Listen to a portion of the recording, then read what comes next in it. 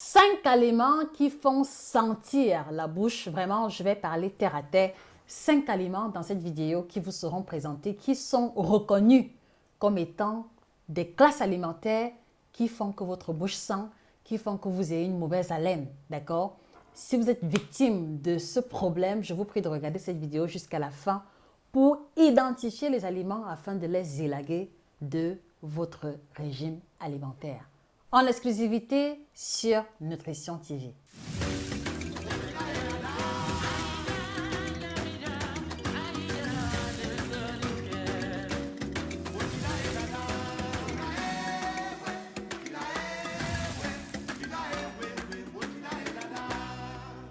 Bonjour à vous, fidèles téléspectateurs. Je suis Josica, votre chirurgienne en nutrition spécialiste de l'alimentation tropicale. Permettez-moi de vous présenter la collection des 7 ouvrages à notre actif que nous vous encourageons à vous procurer disponibles sur Amazon et à la FNAC. Alors, quand on parle de mauvaise haleine, il faut préciser que l'expression adéquate, c'est halitose.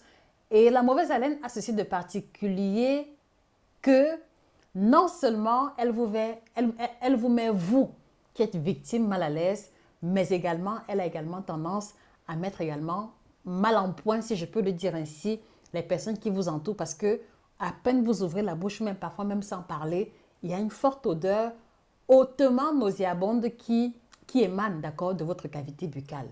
Et il est important que vous compreniez que 2 causes principales, au-delà des causes exceptionnelles, justifient la litose. Vous avez déjà une prolifération énorme des bactéries au niveau de la bouche, mais également une consommation très régulière, consommation à haute dose de certains aliments. Et c'est bien l'objectif de cette vidéo, mettre en lumière, vous présenter les aliments qui font que votre bouche sent.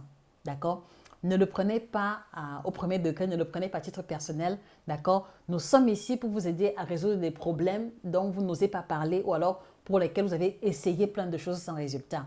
Et donc, je voudrais vous encourager, les amis, à rendre cette vidéo disponible à toutes ces personnes-là qui souffrent de la litose, à toutes ces personnes-là qui ont perdu une copine, qui ont perdu une connaissance ou un copain à cause de la mauvaise haleine. Elles trouveront bonheur et explication dans cette vidéo. Alors, la première classe alimentaire qui fait que la bouche sent, qui fait qu'on a une mauvaise haleine, il s'agit des aliments qui ont une forte teneur aromatique. Et ici, on va pointer du doigt les aliments qui ont une odeur forte naturellement, tels que les oignons et l'ail. Et ici, je vais tirer à bout portant des grands mangeurs de soya, des grands mangeurs de brochettes, des grands mangeurs de poissons braisés, d'accord? Donc, si vous êtes une personne dont la bouche sent, dont la bouche dégage de mauvaises odeurs, est-ce que vous ne consommez pas les oignons? Est-ce que vous ne consommez pas l'ail, d'accord, à longueur de journée ou alors la plupart du temps, sans pour autant prendre la peine de nettoyer vos dents après avoir consommé l'ail et l'oignon? Voilà par exemple ce que nous appelons les aliments qui ont une forte teneur aromatique, donc des aliments qui naturellement ont une odeur prononcée et dont la consommation va faire que l'odeur prononcée va se répandre dans votre cavité buccale et va avoir du mal à partir si après consommation, vous ne prenez pas le temps de nettoyer en profondeur vos dents. Donc, l'ail et l'oignon comme faisant partie des aliments à forte teneur aromatique. Un autre exemple, on va avoir le piment, on va avoir les épices en général, d'accord? Le gingembre, poivre noir, en tout cas tout ce qui est épices de manière générale, surtout s'il s'agit des épices traditionnelles. Une fois que la combinaison des deux est effectuée et qu'on va les manger en grande quantité, il est aussi important de savoir que, en général, leur odeur ou leur arôme sont tellement prononcés qu'ils vont demeurer longtemps si vous les avez mangés. Là aussi, il est important que vous pensiez à vous nettoyer les dents juste après. Donc, le piment, les oignons, l'ail comme étant les aliments à forte teneur aromatique. Alors, on va aussi avoir les fromages et dans les fromages, il y a le roquefort et le camembert. Je pense que si vous vivez avec une personne qui mange hautement ces fromages-là, ils ont non seulement une haleine qui est très prononcée, quelquefois insupportable, mais même l'odeur de leurs urines, d'accord, est assez caractéristique parce qu'il s'agit des fromages qui ont une très forte odeur. Donc, si vous êtes incriminé comme étant une personne qui a souvent la mauvaise haleine, est-ce que vous ne mangez pas le roquefort? Est-ce que vous n'abusez pas du camembert? Ce sont des questions auxquelles vous devez répondre sans plus tarder. Alors, une question que je voudrais vous poser, les amis, qu'est-ce que vous faites au quotidien pour avoir une bonne haleine? qu'est-ce que vous mettez sur pied comme routine, d'accord, pour que votre bouche ne sente pas. Je vous l'ai informé depuis le départ, je vais parler terre à terre. Partagez les astuces avec nous en commentaire, d'accord? Cela pourra aider plus d'une personne au-delà du contenu que nous proposons. Nous sommes à Nutrition TV animé par une dynamique de partage et par une dynamique du donner et du recevoir. Donc, mettez en commentaire ce que vous mettez en pratique au quotidien comme routine, comme astuce pour avoir une haleine de qualité. Merci infiniment pour vos contributions. Alors, la deuxième classe alimentaire qui fait que la bouche sent, et là, vous allez être surpris, il s'agit ici des aliments qui vont assécher la bouche. Très important. Alors, comment est-ce que l'assèchement de la bouche peut conduire à la mauvaise haleine? Alors, vous devez savoir que la salive joue un rôle important, c'est qu'elle permet d'éliminer rapidement les bactéries.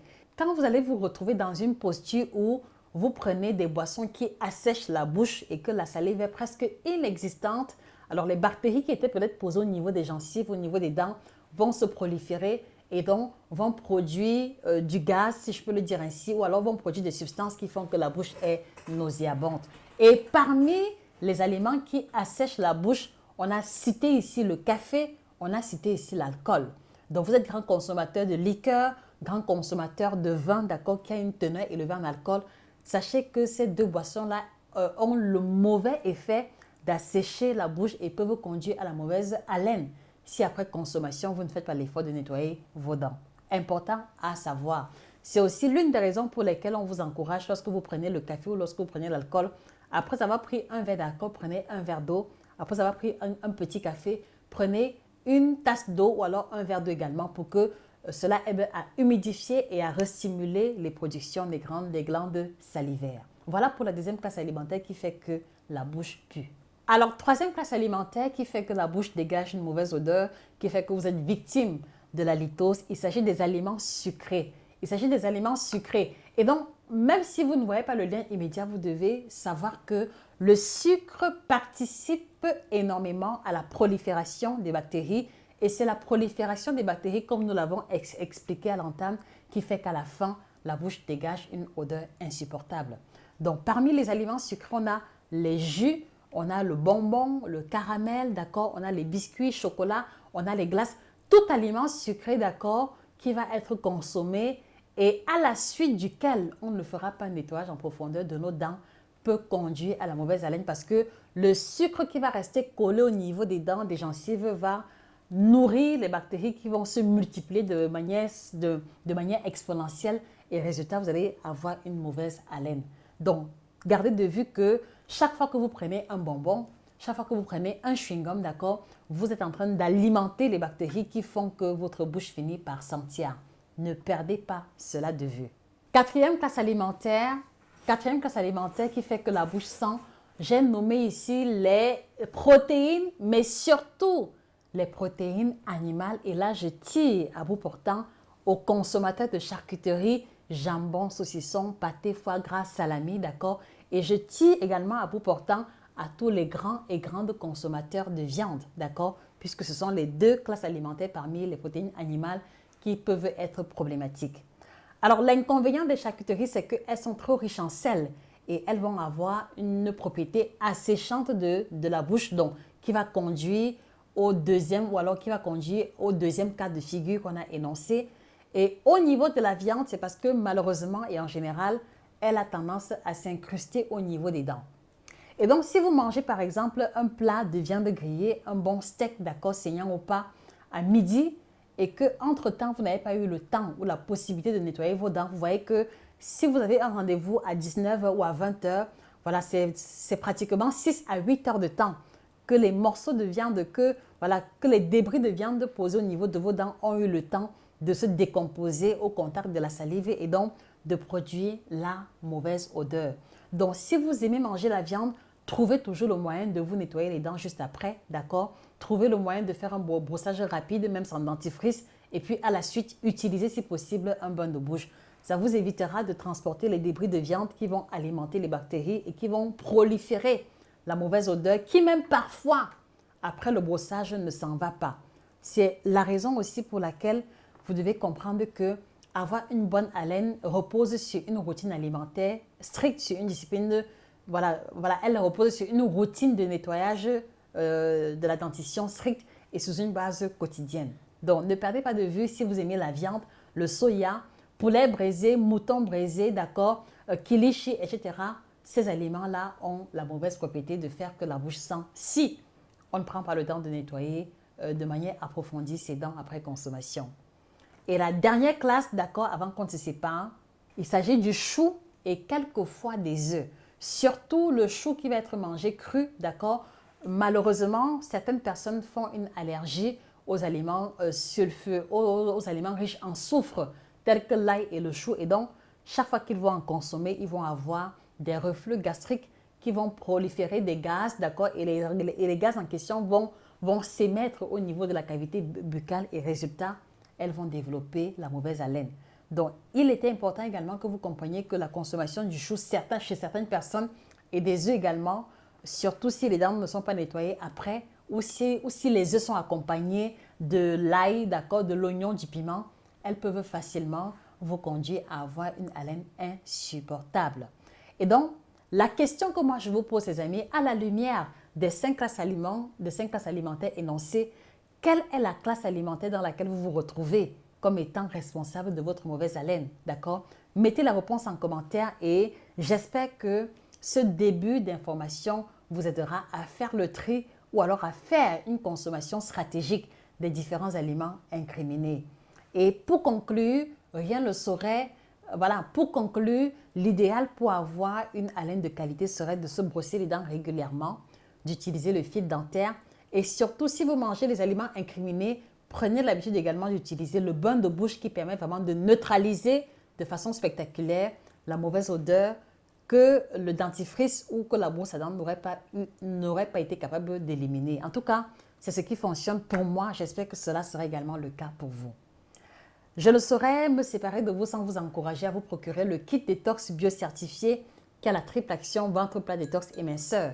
Et vous savez, quelquefois, on a la mauvaise haleine parce qu'on ne digère pas bien. Donc, parfois, une bonne digestion peut être le prélude d'une haleine de qualité. Merci de vous procurer le kit détox chez nos représentants sur les contacts qui apparaissent à l'écran. Et si vous désirez un accompagnement personnalisé pour perdre le poids, pour améliorer votre libido ou à cause de la ménopause, merci de nous écrire via email nutritiontv1@yahoo.fr. C'était Josika, votre passionnée en alimentation, spécialiste de l'alimentation tropicale. Excellente journée à vous et que la bonne haleine soit définitivement vôtre. Au revoir.